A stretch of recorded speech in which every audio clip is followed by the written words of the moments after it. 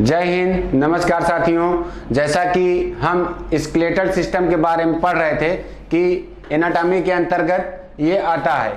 तो एनाटॉमी जैसे हमने आपको बताया था कि एनाटॉमी सेंटेंस से ही जानिए किसका है, लैटिन भाषा का है।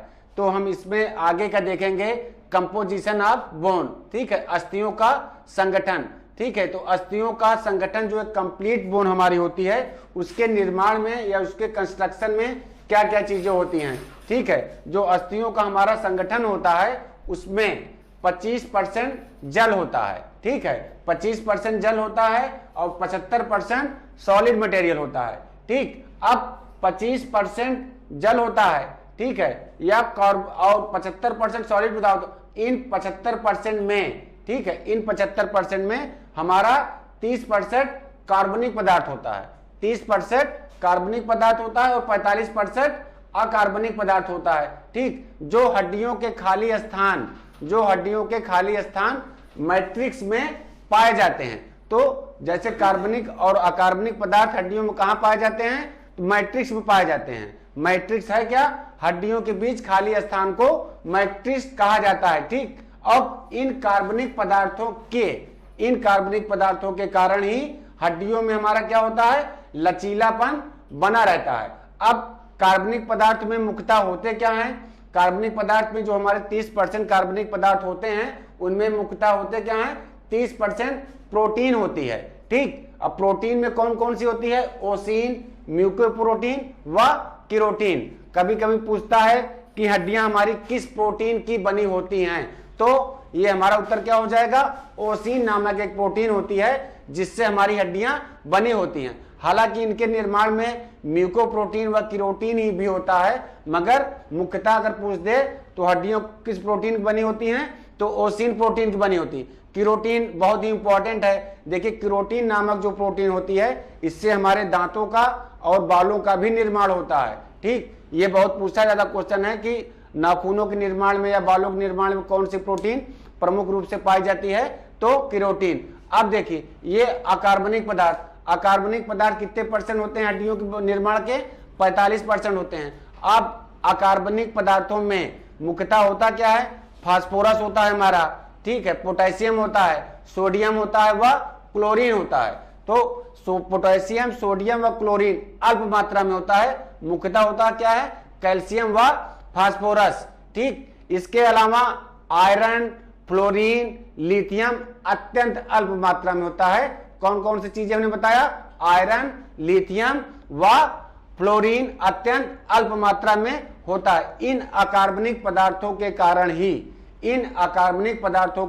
ही हड्डियों में कठोरता बनी रहती है। जैसा कि हमने बताया कि कार्बनिक पदार्थों के कारण हड्डियों में क्या रहता है, लचीलापन रहता है। ये हमारे कार्बनिक व अकार्बनिक पदार्थ हड्डियों के बीच खाली स्थान मैट्रिक्स में पाए जाते हैं। तो एक बार फिर से देख लीजिए, जैसे कंप्लीट बोन के निर्माण में क्या क्या रहता है, 25% जल रहता है। सीधे सीधे पूछ देता है कि हड्डियों के निर्माण में कितना परसेंट जल का भाग होता है, तो 25%। या सॉलिड पदार्थ का कितना भाग होता है, 75%।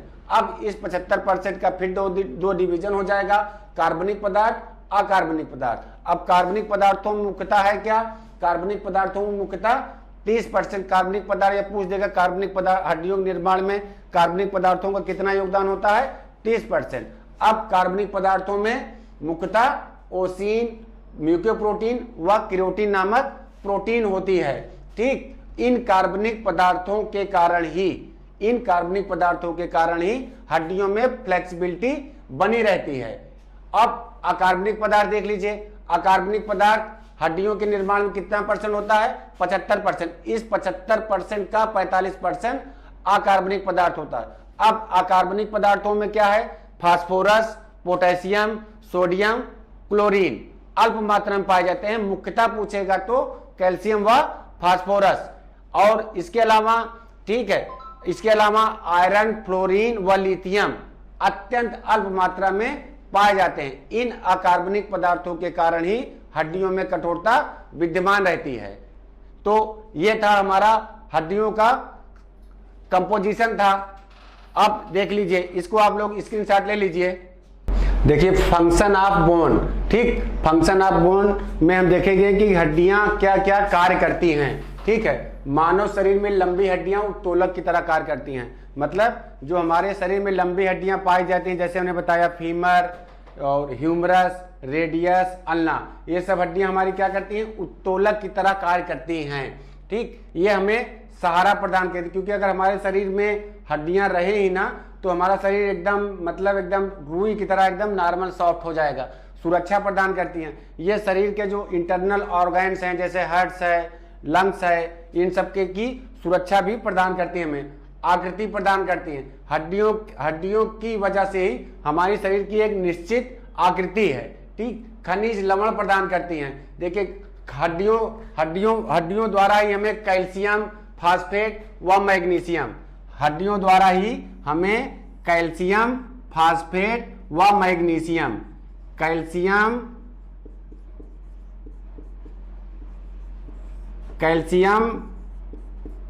फास्फेट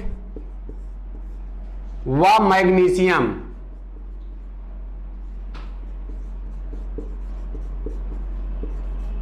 हड्डियों द्वारा ही हमें कैल्शियम, फास्फेट व मैग्नीशियम मिलता है। जब शरीर को इनकी आवश्यकता होती है तब हमारा शरीर इन्हीं से ही, जैसे हड्डियों में 99% कैल्शियम और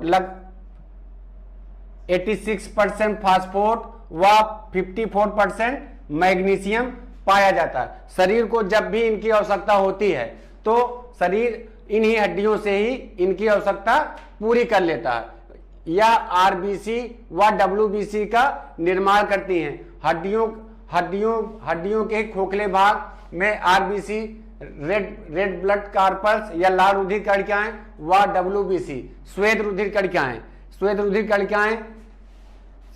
रुधिर कणिकाओं का निर्माण होता है।